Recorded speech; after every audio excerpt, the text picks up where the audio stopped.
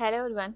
Second episode के start में देखते हैं कि हैंस जब सुबह जागता है तो टेबल पर बायंग का कंपनी वाला कॉन्ट्रैक्ट देखता है तो उसे वो अपने साथ ले जाता है। बायंग जब कंपनी जाने लगती है तो उसे कॉन्ट्रैक्ट वाली फाइल नहीं मिलती और जब वो हैंस के पास पूछने आती है तो कॉन्ट्रैक्ट की फाइल उसके पास थी। तो पूछती है क्या तुम भी ची कंपनी के साथ कॉन्ट्रैक्ट साइन करना चाहते हो। तो हैंस कहता है कि मेरी कमर्शियल वैल्यूज तुमसे ज्यादा हैं तो मैं उनके साथ काम क्यों करूंगा। बायंग उसे टीज करती है कि तुम्हारी एज बहुत ज्यादा हो गई है तो तुम्हारी कमर्शियल वैल्यूज भी ज्यादा ही होंगी और वो वहाँ से चली जाती है। तो हैंस सोचता है कि क्या मेरी एज बहुत ज्यादा हो गई है और फिर हम देखते हैं कि बायंग ची की कंपनी जाती है तो कॉन्ट्रैक्ट साइन कर देती है। तभी सुमी वहाँ आती है तो ची से कहती है कि तुमने इस एक्स्ट्रा को कास्ट क्यों किया और वो दोनों आर्ग्यू करने लगते हैं। तो बायंग सुमी से अपॉलोजाइज करती है और कहती है कि मुझे उस दिन तुमसे ऐसे बात नहीं करनी चाहिए थी। सुमी कहती है कि तुम मानती हो कि फॉल्ट तुम्हारा था और वो उसे बुरा भला कहने लगती है तो ची को उस पर बहुत गुस्सा आता है और वो दोनों फिर से आर्ग्यू करने लगते हैं। तो बायंग वहाँ से चली जाती है और उसे अब लगने लगा था कि वो इस कंपनी में एडजस्ट नहीं हो सकती। तो इसी कारण बाहर आकर वो बहुत सी कंपनीज में कॉल करती है मगर उसे कहीं से भी ऑफर नहीं आती और जब वो घर वापस जाती है तो वो रोने वाली हो जाती है और कहती है कि एक एक्स्ट्रा की लाइफ बहुत डिफिकल्ट है। तभी हैंच वहाँ आकर उसे पूछता है कि तुम्हें क्या हुआ। बायंग डर जाती है और कहती है कि तुम चलते हुए पाँव की आवाज क्यों नहीं करते। हैंज उसे कहता है कि तुम अपनी वर्ल्ड में खोई हुई हो तो तुम्हें किसी के आने का पता नहीं चलता। तभी ची उसे कॉल करके नई सीरीज की ऑडिशन के लिए बुलाता है और वो क्योंकि बायंग को पसंद करने लगा था तो वो उसके साथ कुछ ज्यादा ही काइंड हो रहा था। बायंग उसे कहती है कि मैं कल दोपहर तक पहुंच जाऊंगी। हैंज उसे पूछता है कि तुम्हें इतना खुश क्यों हो। बायंग उसे कहती है कि कल मैं ऑडिशन के लिए जा रही हूँ और फिर उसे कहती है कि मैं अगर तुम्हें समझाऊं तो भी ये बात तुम समझ नहीं सकते कि अपने सपने को पूरा करने के लिए कितनी खुशी होती है। और वो भागती वहाँ से चली जाती है। तो हैंज उसकी बात सुनकर स्माइल करने लगता है क्योंकि बायंग ये नहीं चाहती थी कि पास में वो भी फेमस एक्टर हुआ करता था और ऑडिशन उसका और सुमी का था। तो सुमी उसे वहाँ देखती है तो कहती है कि तुम मेरे मुकाबले में जीत नहीं सकती। तभी डायरेक्टर वहाँ आता है तो दोनों को बताता है कि हमें अपनी नई सीरीज के लिए ऐसी एक्ट्रेस की जरूरत है जो डांस में बहुत एक्सपर्ट हो और फिर वो दोनों का ट्राई लेता है। तो डायरेक्टर को बायंग का डांस अच्छा लगता है और वो उसे सेकंड राउंड के लिए सिलेक्ट कर लेता है। तो सुमी उससे बहुत जेलस होती है। बायंग बाहर आती है तो वो फिर से डिजी फील कर रही थी। ची उसकी कंडीशन देखता है तो उसे ब्लड शुगर टेस्ट करने की एक डिवाइस देता है और उसे एडवाइस करता है कि तुम खुद की केयर किया करो। और सुमी ची को बायंग के लिए वरीड देखती है तो और जेलस हो जाती है। दूसरी साइड पे देखते हैं कि हैंच बाहर धूप में खड़ा बायंग के बाहर आने का वेट कर रहा था। बायंग जब वहाँ आती है तो पूछती है कि क्या तुम मेरा वेट कर रहे थे। तो हैंच उसे कहता है कि मैं बस फ्रेश एयर के लिए यहाँ खड़ा हूँ। तो बायंग बहुत हैरान होती है कि हवा नहीं चल रही मगर धूप बहुत तेज थी। और फिर हम देखते हैं कि डायरेक्टर रात को बायंग को कॉल करती है और बताती है कि कल सुबह हमें 8 बजे शूटिंग के लिए नॉर्थ साउथ जाना है। तो हैंच अपने असिस्टेंट को टेक्स्ट करके बताता है कि कल 8 बजे रेडी रहना। और सुबह जैसे ही बायंग जागती है तो वो भी उठ जाता है और बताता है कि मुझे किसी काम के लिए नॉर्थ साउथ जाना है। और फिर जैसे ही वो शूटिंग के लिए बायंग को छोड़ता है तो असिस्टेंट उसे पूछता है कि अब हम कहाँ जाएंगे। हैंज उसे कहता है कि हम वापस घर जा रहे हैं और असिस्टेंट को पहले तो उसकी बात समझ नहीं आती और फिर वो समझ आता है कि वो बायंग की केयर करता है मगर वो शो नहीं करना चाहता। और हैंज को क्योंकि काफी टाइम से खांसी के साथ ब्लड आता था तो उसने डॉक्टर को अपने टेस्ट करने को दिए थे और डॉक्टर उसे कॉल करके बताता है कि आपकी डिजीज का हमें पता नहीं चल सका। और फिर उससे पूछता है कि क्या आपकी फैमिली में किसी और को ये इशू है। तो हैंज कहता है कि मुझे नहीं पता और फिर पूछता है कि अगर ये इनहेरिटेड डिजीज हुई तो इसका क्या सोल्यूशन है। तो डॉक्टर कहता है कि अगर ये डिजीज इनहेरिटेड है तो इस टाइप की डिजीज के लोगों की डेथ 30 ईयर से पहले हो जाती है। तो हैंज जाकर अपनी ग्रैंडमा से पूछता है कि मेरे डैड की डेथ कैसे हुई मगर ग्रैंडमा उसे कुछ नहीं बताती। तभी हैंज को खांसी होती है तो ग्रैंडमा उसके लिए बहुत वरीड हो जाती है। हैंज कहता है कि मैं जानता हूँ कि मैं 30 ईयर से ज्यादा सर्वाइव नहीं कर पाऊंगा और इसी कारण आपने मुझे फोर्स किया कि मैं जल्दी शादी करूँ। और फिर कहता है कि क्या आपको नहीं लगता कि उस लड़की के साथ ये अनफेयर है। ग्रैंडमा कहती है कि मैंने सब कुछ तुम्हारे भले के लिए किया है। तो हैंज गुस्से में वहाँ से चला जाता है। बायंग जब घर वापस आती है तो हैंज लाइट्स ऑफ किए हुए बैठे था। बायंग उसे पूछती है कि तुम्हें क्या हुआ। तो हैंज उसे कहता है कि हम इस शादी को खत्म कर रहे हैं और बायंग फिर से डिजी फील करने लगती है तो हैंज उसे सोफे पर लिटा देता है। तो बायंग सोचती है कि मेरी डिजीनेस का रिलेशन हैंज से है तो वो हैंज से कहती है कि तुम कहीं न जाना। हैंज उसे कहता है कि मैं सिर्फ तुम्हारे लिए पानी लेने जा रहा था मगर बायंग कहती है कि मुझे पानी नहीं चाहिए। और नेक्स्ट डे बायंग शूटिंग से वापस आती है तो घर के बाहर खड़े होकर हैंज को कॉल करती है कि मेरे पाँव में दर्द है तो मुझे लेने आओ। हैंज भागता हुआ नीचे आता है मगर बायंग बिल्कुल ठीक थी। हैंज उसे पूछता है कि तुम्हें चोट नहीं लगी तो तुमने झूठ क्यों बोला। और फिर उसे कहता है कि हम डाइवोर्स ले लेते हैं तो तुम्हें मुझसे कोई प्रॉब्लम नहीं होगा। तो बायंग उसे कहती है कि मैं तुम्हें छोड़कर नहीं जाना चाहती और वो फिर से प्रिटेंड करती है कि मेरे पाँव में दर्द है। तो हैंज उसे उठाकर वहाँ से ले जाता है। और नेक्स्ट डे वो हैंज को अपना ATM कार्ड देती है और उसे कहती है कि मुझे फिल्म की शूटिंग से पैसे मिले हैं और ये तुम्हारी पहली पेमेंट है। हैंज उसे पूछती है कि क्या तुमने डिवोर्स के बारे में सोचा, मगर बाइंग कहती है कि मुझे डिवोर्स नहीं चाहिए। हैंज उसे कहता है कि इसमें तुम्हारा ही भला है और इसके बदले तुम जो चाहोगी मैं तुम्हें दूंगा। तो बाइंग सोचती है कि अभी तक मुझे ये पता नहीं चला कि मैं जब हैंज के साथ होती हूँ तो डिजी फील क्यों नहीं करती, तो मैं अभी इससे डिवोर्स नहीं ले सकती। तो हैंज से कहती है कि मैं डिवोर्स के लिए एक बात पर एग्री होंगी और वो ये कि कल तुम्हारी बर्थडे है तो मैं इसे तुम्हारे साथ सेलिब्रेट करूंगी और इसके बाद अगर तुम चाहोगे तो हम सेपरेट हो जाएंगे। हैंज उसे कहता है कि मैं अपनी बर्थडे सेलिब्रेट नहीं करता। तो बाइंग कहती है कि अगर तुम बर्थडे सेलिब्रेट नहीं करोगे तो मैं भी डिवोर्स नहीं लूंगी और फिर वो उसे एक टेडी लाकर गिफ्ट करती है और कहती है कि फ्यूचर में जब मैं तुम्हारे साथ नहीं रहूंगी तो ये टेडी तुम्हारे साथ रहेगा। तो हैंज उसे कहता है कि तुम जैसे मेरी बर्थडे सेलिब्रेट करना चाहती हो तुम कर सकती हो। तो रात को बाइंग हैंज के लिए अकेले बर्थडे पार्टी अरेंज करती है और हैंज क्योंकि कभी ड्रिंक नहीं करता था तो बाइंग बहुत ड्रिंक करती है और एक बार फिर हैंज से कहती है कि मुझे तुमसे डिवोर्स नहीं चाहिए, मगर हैंज उसे कोई रिप्लाई नहीं करता। बाइंग सो जाती है तो हैंज उसे दूसरे रूम में छोड़ आता है और खुद से कहता है कि अच्छा होता कि हम दोनों ना मिले होते।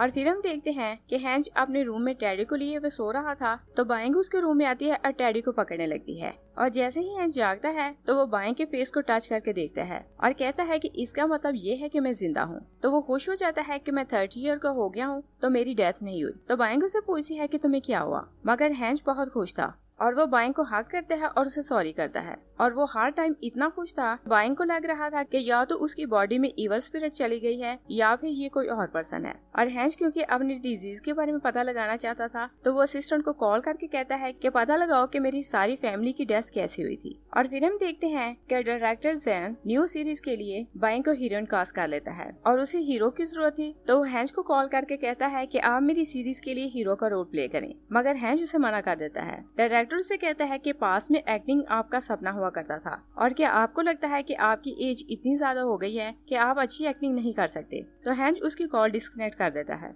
और उधर बाइंग सोच रही थी कि जब से हैंज मेरी साइड पर हुआ है तो मैं डीजी फील नहीं करती और मुझे इस डिवोर्स को डिले करना होगा, इसलिए वो हैंज से कहती है कि तुम मेरे साथ शूटिंग पर जाया करो, मगर हैंज उसे रिप्लाई नहीं करता। और फिर नेक्स्ट डे शूटिंग के लिए सब कुछ रेडी था तो वो लोग हीरो को वेट कर रहे थे और सबको लग रहा था कि हीरो वहाँ नहीं आएगा, मगर डायरेक्टर बहुत श्योर था कि वो वहाँ आएगा। और जब हैंज वहाँ आता है तो बाइंग उसे देखकर हैरान रह जाती है और तभी एक रिपोर्टर हैंज से पूछती है कि आपने एक्टिंग करना क्यों छोड़ दी। तो बाइंग और हैरान हो जाती है कि हैंज पहले भी एक्टिंग किया करता था तो सोचती है कि मैं इस बारे में क्यों नहीं जानती। और फिर वो दोनों बहुत अच्छी और नेचुरल एक्टिंग करते हैं तो उनकी एक्टिंग देखकर सुमी जेलस हो जाती है और तभी बाइंग गिरने लगती है तो हैंज उसे बचा लेता है। और हैंज जब घर वापस आता है तो असिस्टेंट उसे बताता है कि मैंने सारी इन्वेस्टिगेशन की है तो मुझे पता चला कि बाइंग की शूज की हील सुमी ने तोड़ी थी और इसी कारण वो गिरते गिरते बची और कहता है कि मुझे इस बारे में बाइंग को बताना होगा, मगर हैंज उसे कहता है कि मैं सब कुछ खुद डील करूंगा। और हैंज सोया हुआ था कि असिस्टेंट उसे कॉल करके बताता है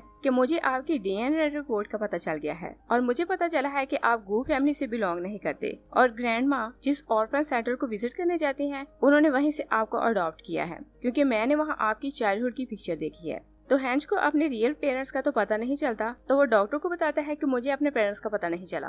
तो डॉक्टर से कहता है कि आपकी कंडीशन पहले से अच्छी भी हो तो भी हमें हर तरह की पॉसिबिलिटी के लिए रेडी रहना होगा। और इनडायरेक्टली डॉक्टर से बताता है कि हम ये नहीं कह सकते कि आप कितना टाइम सर्वाइव कर सकेंगे। और तभी हम देखते हैं कि ग्रैंडमा आकर हैंज से पूछती है कि तुमने डॉक्टर से कांटेक्ट क्यों किया। हैंज उन पर बहुत गुस्सा करता है और कहता है कि मैं जानता हूँ कि चाइल्डहुड ही से आप मुझसे झूठ बोल रही हैं और मुझे साथ जाने के लिए खुद कोशिश करनी होगी। तो ग्रैंडमा कहती है कि मैंने तुम्हें हर्ट करने के बारे में कभी नहीं सोचा और मैं सिर्फ तुम्हारा भला चाहती हूँ। मगर हैंज गुस्से में वहाँ से चला जाता है और फिर वो जाकर ड्रिंक करता है। बाइंग वहाँ आती है तो पूछती है कि तुमने कभी ड्रिंक नहीं की तो तुम्हें क्या हुआ। तो हैंज उसे पूछता है कि अगर मेरे पास कभी कुछ न रहे तो क्या तुम मेरा साथ दोगी। तो बाइंग हाँ बोलती है और वो उसे रूम में ले जाने लगती है कि ग्रैंडमा वहाँ आती है और हैंज को डांटती है कि तुमने सुबह सुबह ड्रिंक क्यों की। बाइंग कहती है कि ये सिर्फ थक गया है तो इसी कारण इसने ड्रिंक की कि कुछ टाइम के लिए सो सके और हैंज नहीं जानता था कि वो कितना टाइम सरवाइव कर सकेगा। इसलिए नेक्स्ट डे बाइंग शूटिंग के लिए जाती है तो वो अपना सामान पैक करके वहाँ से जाने लगता है। असिस्टेंट उसे कहता है कि आपको बाइंग को बताना चाहिए। और दूसरी साइड पर बाइंग सुमी से बात कर रही थी कि वो गिर के बेहोश हो जाती है और वो लोग हैंज को कॉल करके उसे इन्फॉर्म करते हैं तो हैंज उसके पास हॉस्पिटल जाता है। डॉक्टर बाइंग के टेस्ट करवाने के लिए कहता है मगर बाइंग कहती है कि मुझे घर जाना है और वो हैंज को इंसिस्ट करती है तो वो उसे घर ले आता है। और तभी असिस्टेंट हैंज का सूटकेस अंदर लाता है तो बाइंग को पता चल जाता है कि वो उसे बताए बिना कहीं जा रहा था। तो वो गुस्से में असिस्टेंट को देखती है तो असिस्टेंट वहाँ से भाग जाता है, मगर बाद में उसे बुलाकर बहुत डांटती है। तो असिस्टेंट कहता है कि मैं कसम खाता हूँ कि अब से मैं बॉस की हर बात आपको आकर बताया करूंगा। और जब से बाइंग की कंडीशन थोड़ी खराब हुई थी तो हैंज उसकी केयर करने लगा था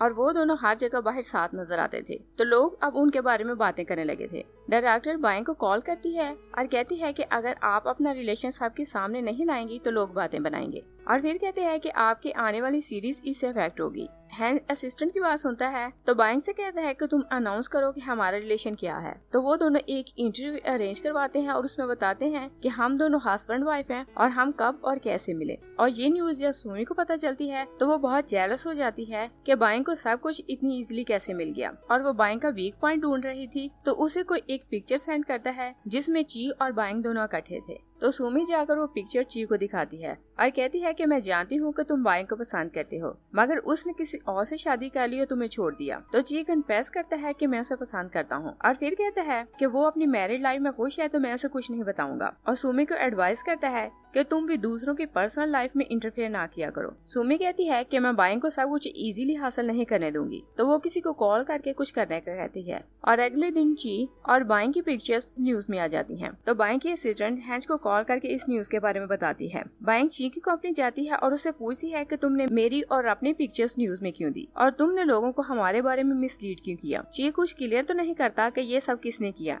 इसलिए कहता है कि मैं तुम्हें पसंद करता हूँ तो इस कारण मैंने ये किया। और सुमी का प्लान क्योंकि अच्छे से काम नहीं कर सका था तो वो कुछ और प्लान करने लगती है। और फिर हम देखते हैं कि असिस्टेंट कुछ पेपर्स लेकर हैंज के पास जा रहा था कि सुमी जानबूझकर उसे टकराती है। असिस्टेंट के हाथ से पेपर्स नीचे गिरते हैं तो सुमी को उसमें मैरिज वाला कॉन्ट्रैक्ट नजर आता है तो वो उसे एक साइड पर कर लेती है। असिस्टेंट जब वहाँ जाता है तो सुमी वो पेपर्स लाकर ग्रैंडमा को देती है। तो ग्रैंडमा बाइंज को लाकर वो कॉन्ट्रैक्ट दिखाती है और कहती है कि तुमने मेरे पोते के साथ सिर्फ पैसों के लिए शादी की तो तुम इस घर को छोड़कर अभी चली जाओ। हैंज घर वापस आता है तो बाइंग अपना सूटकेस लिए वहाँ से जा रही थी। हैंज उसे कहता है कि हम जाकर ग्रैंडमा से बात करते हैं, मगर बाइंग कहती है कि मैं कुछ दिन अपने घर जाकर रहूंगी और ग्रैंडमा का गुस्सा ठंडा होगा तो मैं उन्हें आकर सब कुछ एक्सप्लेन करूंगी। और हैंज से भी कहती है कि तुम ग्रैंडमा पर गुस्सा ना करना। और हैंज जाकर ग्रैंडमा से बात करते हैं कि मुझे लगा कि वो लड़की तुमसे मोहब्बत करती है मगर उसने तुमसे पैसों के लिए शादी की। और वो हैंज से कहती है कि तुम इस शादी को खत्म करो, मगर हैंज उनकी बात नहीं मानता तो ग्रैंडमा उसे स्लैप करती है। हैंज कहता है कि मैं जानता हूँ कि आप मेरी फैमिली नहीं।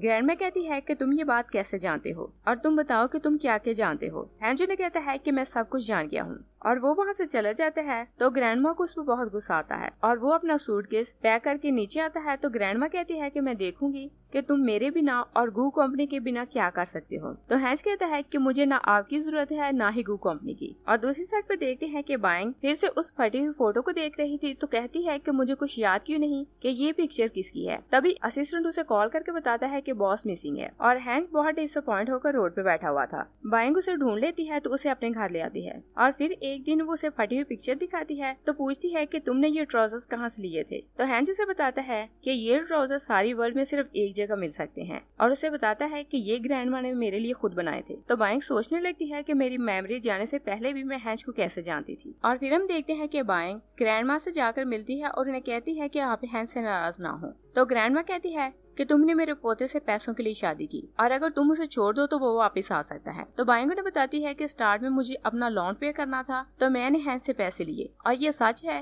कि स्टार्ट में हम दोनों एक दूसरे से मोहब्बत नहीं करते थे मगर अब हम रियल में एक दूसरे से मोहब्बत करते हैं। मगर ग्रैंडमा उसकी बात का ट्रस्ट नहीं करती और नेक्स्ट डे ग्रैंडमा हैंज को रास्ते में स्टोर से कुछ सामान लाते देखती है तो उसे कहती है कि तुम इस लड़की को छोड़ो तो मेरे साथ घर चलो, मगर हैंज कहता है कि मैं उसे नहीं छोड़ूंगा। और नेक्स्ट डे असिस्टेंट हैंज को कॉल करके बताता है कि ग्रैंडमा सेट पर गई थी तो वहाँ उनकी बाइंग से लड़ाई हुई और बाइंग गिर के बेहोश हो गई थी तो ग्रैंडमा उसे अपने साथ घर ले गई हैं। हैंज जब घर जाता है तो डॉक्टर से पूछता है कि बाइंग को क्या हुआ। तो डॉक्टर से बताता है कि डिप्रेशन के कारण ऐसा हुआ। हैंज पूछता है कि बाइंग time to time dizzy feel क्यों करती है। तो डॉक्टर से कहता है कि उसका बीपी लो होता है तो इस कारण वो ऐसा फील करती है। हैंज पूछता है कि जब मैं उसके पास होता हूँ तो वो डिजी फील क्यों नहीं करती। डॉक्टर कहता है कि उसका मूड अच्छा होता है तो वो डिजी फील नहीं करती। और फिर हम देखते हैं कि डॉक्टर ग्रैंड माँ को जाकर बताता है कि मैंने हैंज की जो नई ट्रीटमेंट स्टार्ट की थी वो बहुत इफेक्टिव रही और उसने अब बिल्कुल रिकवर कर लिया है। तो ग्रैंड माँ उसकी बात सुनकर बहुत खुश हो जाती है और बाइंग जागती है तो ग्रैंड माँ से कहती है कि मैं बड़ी हूँ तो मैं तुमसे अपोलोजाइज नहीं करूंगी। तो बाइंग कहती है कि सारी मिस्टेक हैंज की है तो सॉरी ये करेगा। तो हैंज दोनों से ही अपोलोजाइज कर लेता है और ग्रैंड माँ को भी रियलाइज हो गया था कि बाइंग सच में हैंज से मोहब्बत करती है। तो वो उसे बताती है कि मेरा बेटा सोशल वेलफेयर का काम करता था और एक बार वो स्कूल के बच्चों की हेल्प कर रहा था कि वहाँ उसे हैंज मिला और हैंज की कंडीशन बहुत खराब थी तो मेरा बेटा उसे घर ले आया